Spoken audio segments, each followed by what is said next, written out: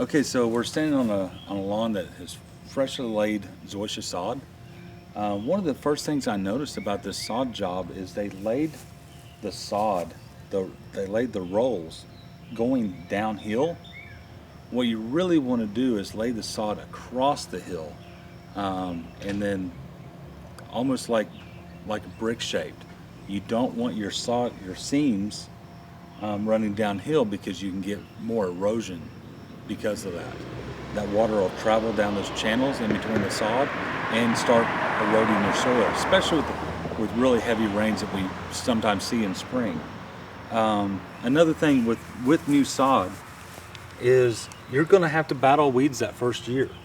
You can obviously take these out with post-emergent products, but you can't put pre-emergent on new sod.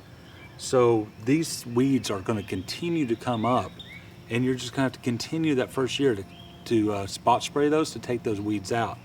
Now, once you get through that first year of grow-in and you're able to get back through your pre-emergent program, the next year will be a lot better because we'll be able to pre-emerge and keep these weeds from coming up in the first place. But that first year of grow-in, it's going to be a tough year, but it's going to be well worth it in the end.